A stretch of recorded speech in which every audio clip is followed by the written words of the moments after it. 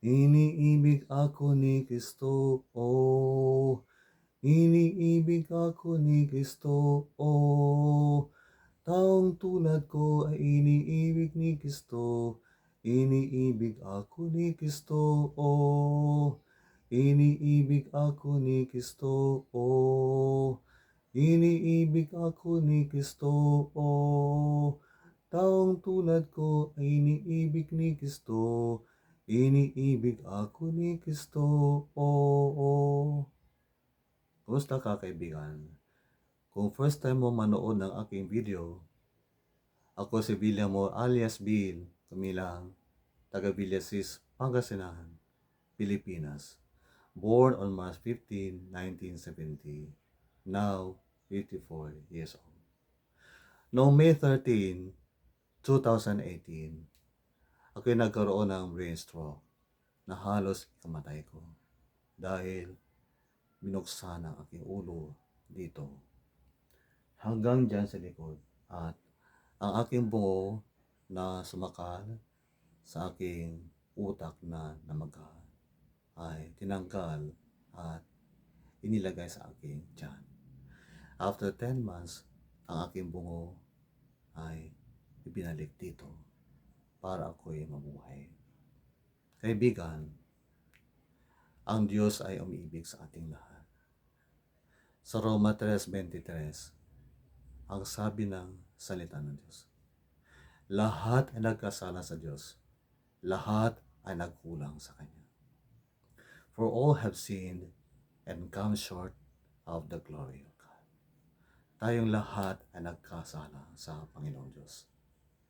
Gayunpaman, tayo ay inibig ng Diyos sapagkat Kanyang ibinigay si Jesucristo, ang Kanyang tanging anak, ang Kanyang kaisa-isang anak, at si Jesucristo ay namatay sa Kalbaryo, sa krus, para sa ating kaligtasan, upang ako at ikaw ay magkaroon ng buhay na walang hanggan. Kaibigan, iniibig ka ng Diyos Ama. Iniibig ka ng Diyos kahit na ikay nagkasala sa Kanya. Ang dapat mo lang na gawin ay manalig. Manalig na iniibig ka ng Diyos at ang Panginoong Hesus ay namatay sa Kalbaryo, sa krus, upang ikaw ay maligtas mula sa iyong mga kasalanan. At pangalawa, maniwala kang nagkasala ka sa Diyos sapagkat tayong lahat ay nagkasala. At dahil tinatanggap mo na ikay nagkasala sa Diyos, pagsisihan mo ngayon ang iyong mga kasalanan. Buksan mo ang iyong puso at tanggapin si Jesucristo bilang tagapagligtas at Panginoon ng iyong buhay. Nagaya na aking ginawa nung ako'y 16 years of age. Tinanggap ko ang Panginoong Jesucristo bilang tagapagligtas ng aking buhay. Dahil diyan, binago ng Panginoong Jesucristo ang aking buhay.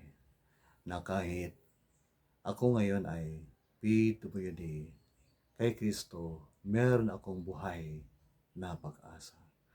At meron akong buhay na walang hanggan sa Kanya.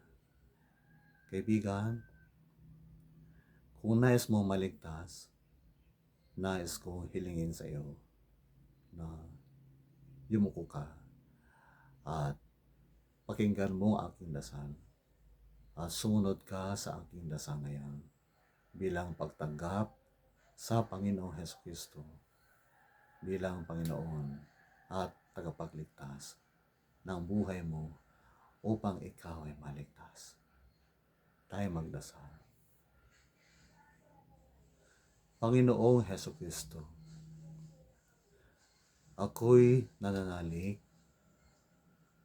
sumasampalataya na inibig mo ako at dahil dito, inialay mo ang buhay mo sa Kalbaryo at ika'y namatay sa krus para ako'y maligtas.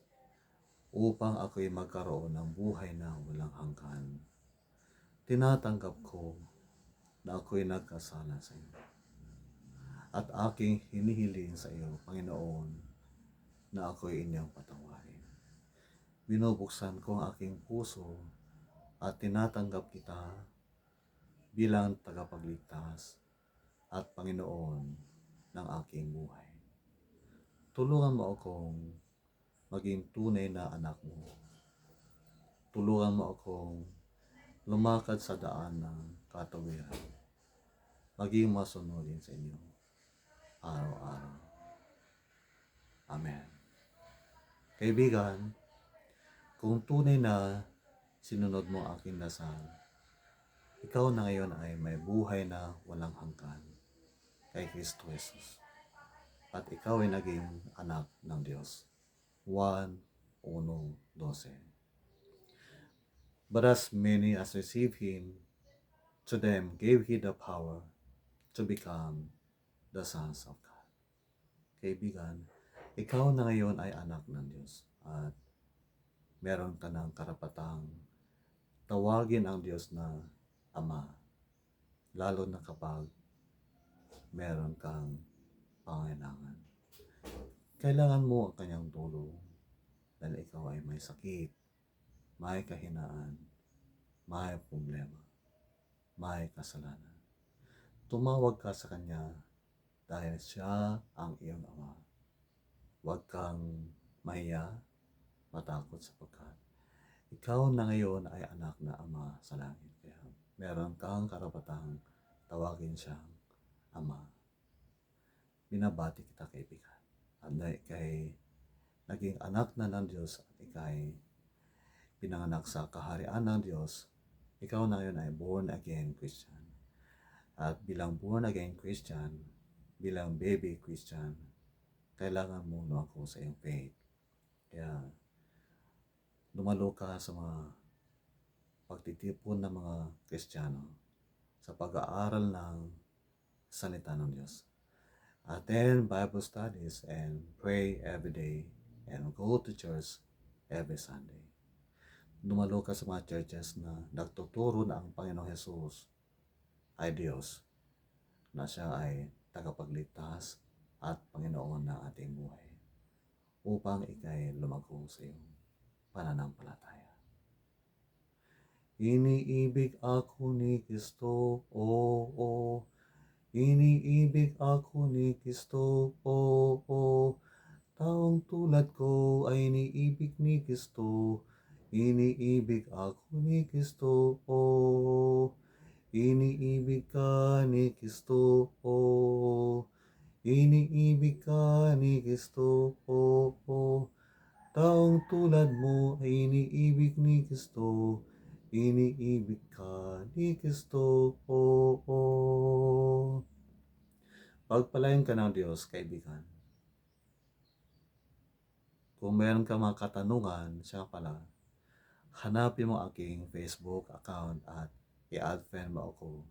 Villamor Bill Kumilang at tayo mag-usap tungkol sa Panginoong Hesus Kristo. God bless.